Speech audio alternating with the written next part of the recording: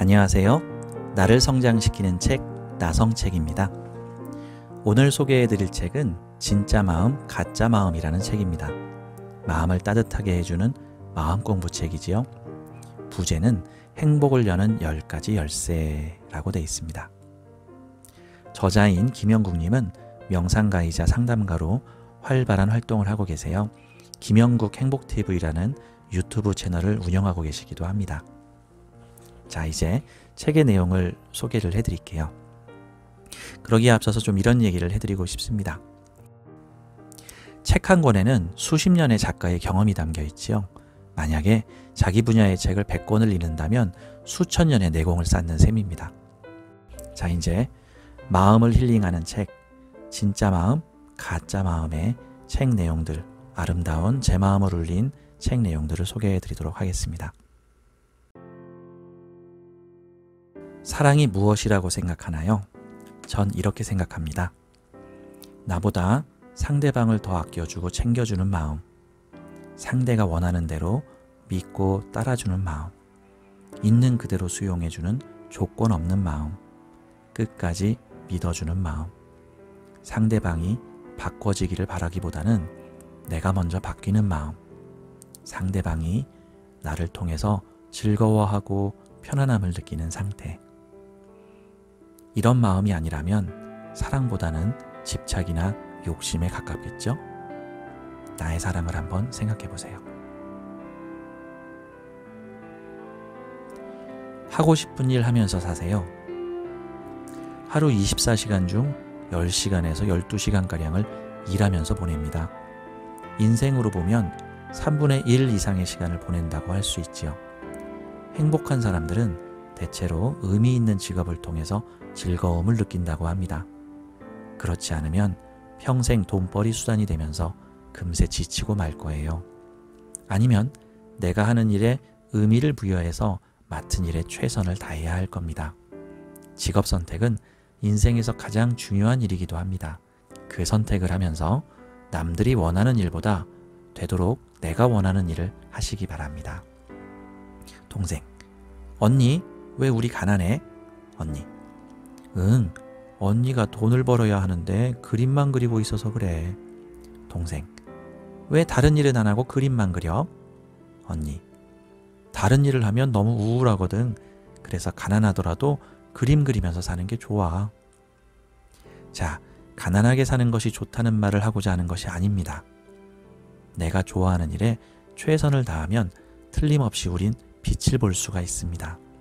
최소한 빛을 보지 못하더라도 즐겁게 일하면서 살 수는 있습니다. 미치도록 노력하는 자를 유일하게 앞설 수 있는 자는 그것을 즐기는 자이기 때문입니다.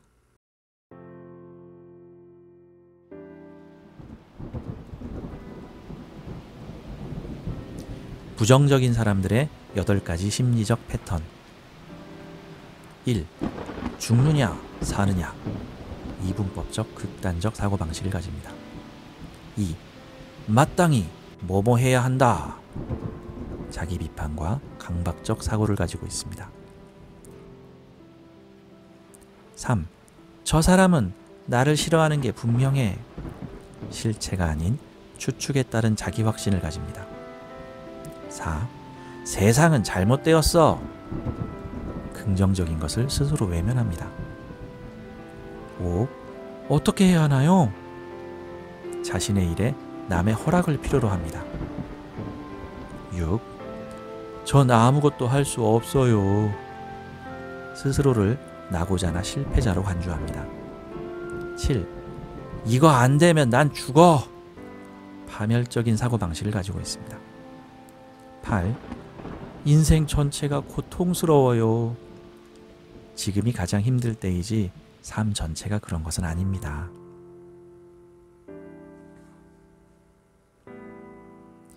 저자가 생각하는 불행한 사람들의 10가지 특징. 1. 용서는 개나 줘버려. 불행한 사람들은 미움과 원한에 사로잡혀 있습니다. 2. 귀찮아. 아무것도 하기 싫어. 욕심만 많고 자신의 행복을 위한 씨앗을 뿌리지 않습니다. 3.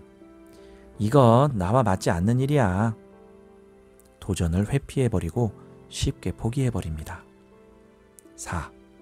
그 사람은 완전 쓰레기야. 타인을 험담하고 입으로 온갖 부정적인 언어를 담습니다. 5. 난 잘하는 게 하나도 없어. 장점은 보지 못하고 평생 단점만 보고 살아갑니다. 6. 인생 그냥 막 가는 거야. 즐거움과 쾌락에 탐닉하여 삶을 올바르게 준비하지 못합니다. 7.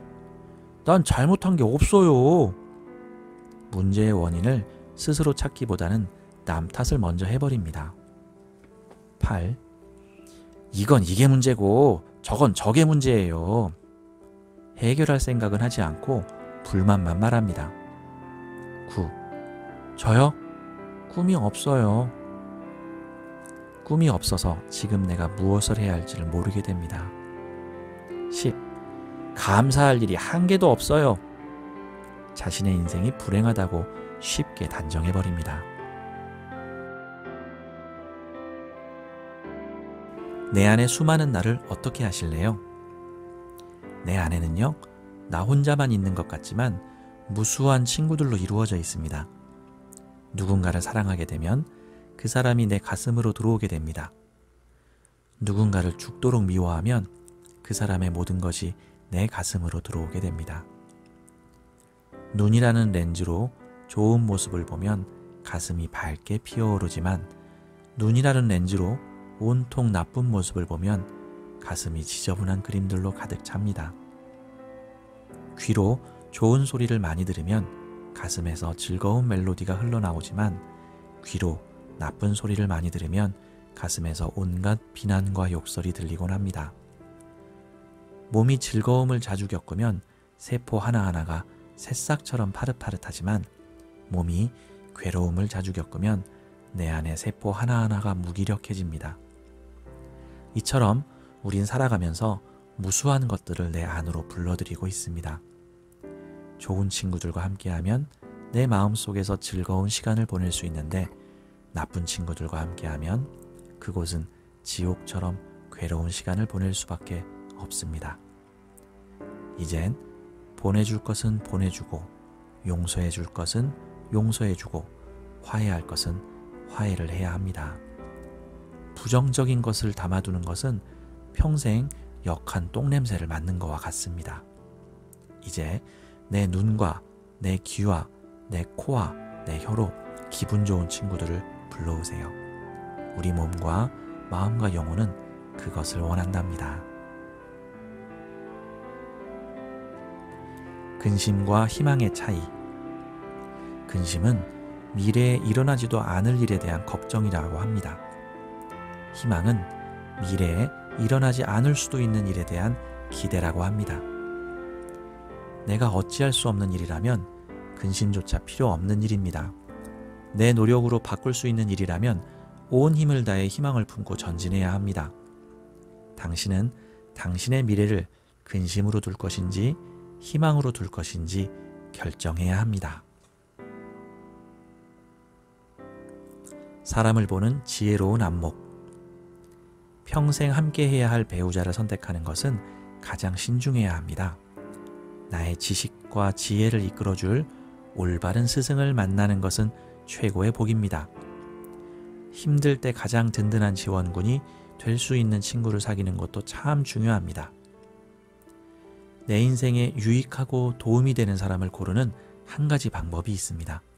그것은 그 사람이 약자를 대할 때의 모습이 바로 나를 대하는 모습입니다.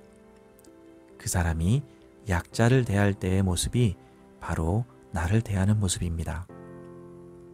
나의 배우자, 스승, 친구가 약자를 대할 때 나를 똑같이 대한다는 생각을 갖고 있으면 당신은 사람을 사귀는데 좋은 안목을 갖게 될 것입니다. 사람을 바꾸려고 애쓰지 마세요. 내 마음 하나조차 바꾸기 힘든데 하물며 어찌 타인의 마음을 바꿀 수 있을까요? 바꾸려고 하는 순간 그 사람에 대한 미움과 분노가 올라오게 됩니다. 그때부터 싸움이 벌어집니다. 나의 편함을 위해서 타인을 바꾸려고 하는 것은 가장 큰 욕심입니다. 이는 상대방에게 고통을 감수하라는 말과 같습니다. 그럴 시간에 부족한 나 자신을 먼저 돌아보고 바꾸는 것이 훨씬 현명합니다. 나의 변화를 보고 타인도 서서히 변하게 될 것입니다. 이 세상에서 가장 어려운 것은 다른 사람의 마음을 바꾸려는 것이며 이 세상에서 가장 쉬운 것은 내 마음을 바꾸는 것입니다. 싸움보다는 배움의 관계를 배우세요. 나와 똑같은 생각을 지닌 이는 한 명도 없습니다. 나와 다름을 인정하게 되면 상대를 바꾸려 하지 않습니다. 사람을 만난다는 것은 100도의 물과 0도의 물이 만나는 것과 같습니다. 뜨겁지도 차갑지도 않은 가장 적절한 온도를 유지하는 것을 배움의 과정이라 생각합니다. 내가 심각할 정도로 결벽증이 있다면 타인을 통해서 자유분방함을 배울 수 있습니다. 내가 완벽주의 성격이라면 타인을 통해서 인생을 가볍게 사는 단순함을 배울 수 있습니다. 내가 지나칠 정도로 양심적인 사람이라면 타인을 통해서 적당한 융통성을 배울 수 있습니다. 내가 욕심이 많은 사람이라면 타인을 통해서 베풀어주는 즐거움을 배울 수 있습니다. 내가 불같은 화를 지닌 사람이라면 타인을 통해서 기다려주는 배려를 배울 수 있습니다. 배우고자 하면 우리 삶의 현장에서 자신을 성장시켜줄 수많은 스승을 만나게 될 겁니다. 수만 권의 책도 좋지만요, 더 소중한 사람을 통해서 배우시기 바랍니다. 동정과 공감. 타인의 아픔을 머리로 이해하는 것을 동정이라고 합니다. 타인의 아픔을 가슴으로 느끼는 것을 공감이라고 합니다. 동정은 나와 너가 분리되어 있기 때문에 아픔을 함께 나누기가 어렵지만, 공감은 나와 너가 하나가 되기에 나와 그의 고통을 함께 나눌 수가 있습니다. 감동은 공감에서 시작됩니다. 동정조차 없다면 사이코패스가 될 확률이 높습니다. 현대인들에게 가장 필요한 심리적 능력은 바로 공감 능력입니다.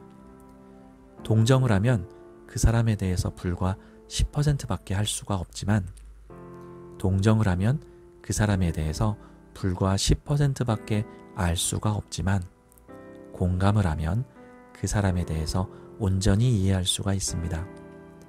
그만큼 타인에게 긍정적인 영향력을 발휘할 수가 있습니다. 훌륭한 리더의 첫 번째 조건은, 자녀를 올바르게 키울 수 있는 첫 번째 조건은, 인간관계를 잘할 수 있는 첫 번째 조건은, 행복한 사람들의 첫 번째 조건은, 바로 그 답은 공감입니다. 둥근 돌이 됩시다. 둥근 돌을 산꼭대기에서 굴리면 잘 굴러갑니다. 중간에 나무와 같은 장애물을 만나면 툭 부딪히고 금세 빠져나갑니다. 그래, 내가 알아서 피해갈게. 결국 가고자 하는 최종 목적지에 도달하게 되지요. 모관한 돌은 아무리 굴려도 금세 멈춰버립니다. 한번 걸리면 돌아갈 줄 모르고 고집을 피우곤 합니다. 너 비켜. 너 때문에 내가 갈 수가 없잖아. 인간관계도 그러합니다. 내가 뭐가 많이 날수록 사사건건 다툼과 분쟁이 발생하게 됩니다. 대수롭지 않은 일들을 가볍게 넘길 줄 아는 지혜가 필요한 시점입니다. 나라는 둥근 돌을 한번 멋지게 굴려보실래요? 타인의 단점을 잘 보는 사람은 자신 또한 그런 단점이 많다는 것이며, 타인의 장점을 잘 보는 사람은 자신 또한 그런 장점이 많다는 겁니다. 우리는 보고자 하는 것만 보기 때문이죠. 감사합니다. 고맙습니다. 사랑합니다. 나를 성장시키는 책, 나성책이었습니다.